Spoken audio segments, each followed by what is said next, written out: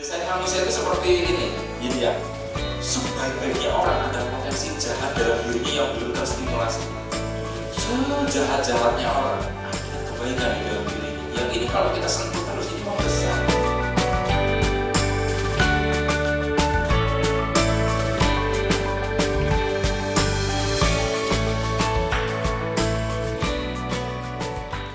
Assalamualaikum warahmatullahi wabarakatuh. Jumpa lagi kita berjumpa dengan saya Arif Rahutomo atau Arif RH dalam rekaman video iseng reborn. Cie.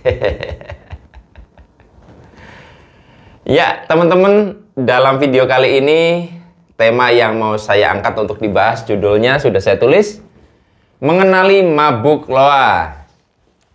Mabuk ini supaya lebih tepatnya Anda bisa padankan maknanya dengan orang yang kita sebut mabuk cinta. Nah, mabuk itu dalam konteks ini. Tetapi di sini bukan mabuk cinta, yang mau saya bahas adalah mabuk loa.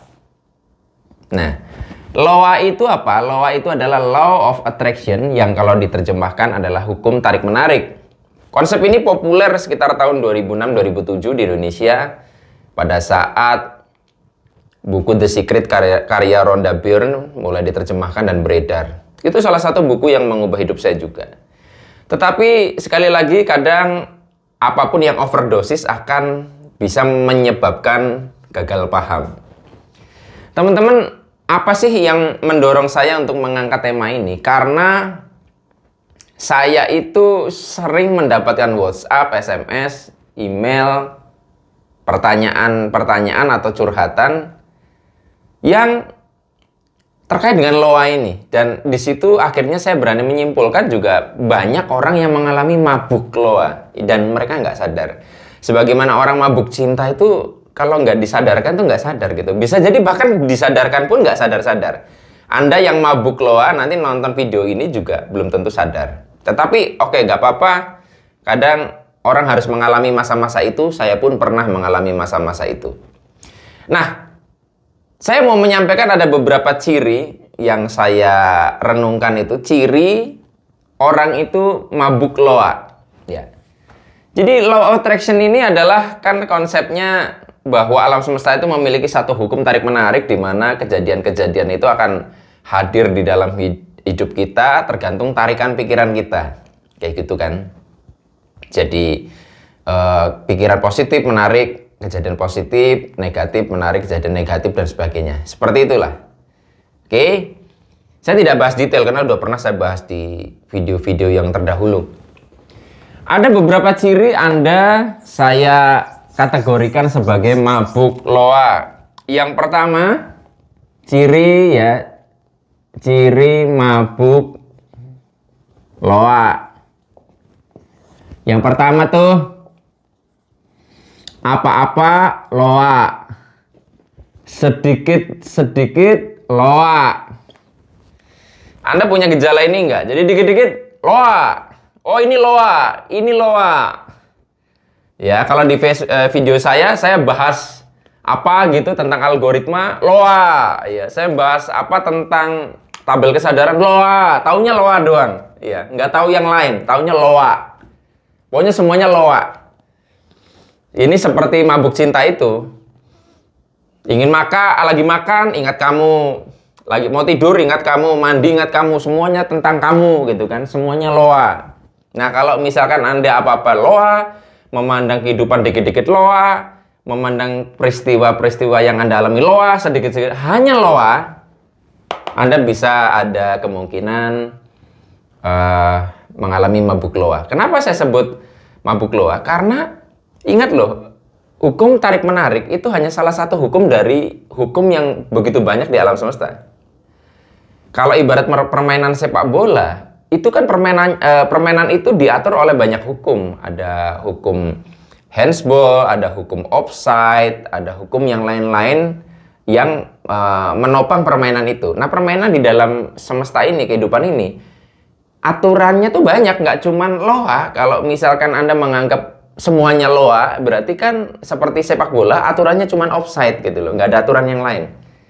Ini untuk Anda supaya sadar ya bahwa kadang ada hal-hal yang bekerja tuh tidak sesuai hukum Loa. Ada hukum lain yang saling bisa jadi saling menyempurnakan, bahkan bisa saling tubrukan. Sebagaimana pernah saya katakan, Anda sudah berpikir positif tetap mengalami kejadian negatif juga ada. Bahkan guru-guru The Secret yang ada di video film The Secret pun pernah mengalami kejadian-kejadian buruk. Nggak selalu sebabnya Loa. Anda pernah berpikir positif, tiba-tiba ngalamin kejadian negatif. Ada hal-hal di luar itu. Karmic factor dan sebagainya. Itu Anda harus paham. Yang kedua, ciri Anda mabuk Loa adalah action lemah. Ya. Nih orang kayak gini tuh, mabuk Loa itu mengandalkan kekuatan pikiran sebagai segalanya. Akhirnya tuh malas untuk meningkatkan upaya. Jadi ketika hasil tidak sesuai harapan, itu yang diutak-atik pikiran. Terus, oh saya kurang berpikir positif, oh saya kurang.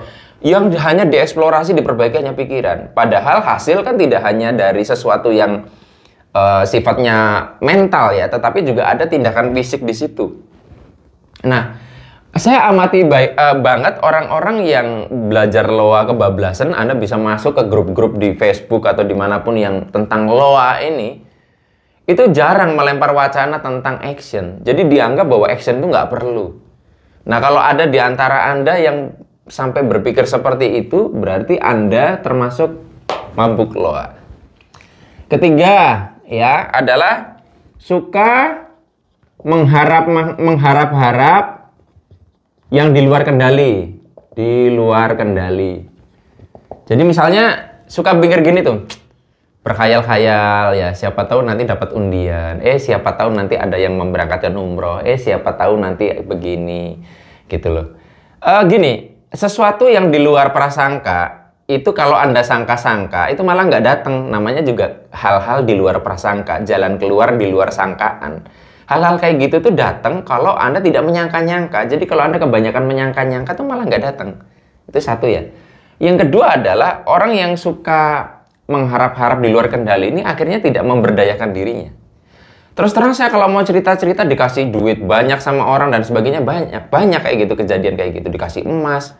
Tapi saya tidak mau mengharap-harap hidup saya itu dari begituan. Saya lakukan hal yang dalam kendali saya. Saya bisa apa, punya skill apa, itu yang menjadi utamanya saya. Di luar itu adalah bonus. Nah, orang yang mabuk Loa, itu karena berpikir keajaiban-keajaiban seperti itu, akhirnya mabuk itu tadi.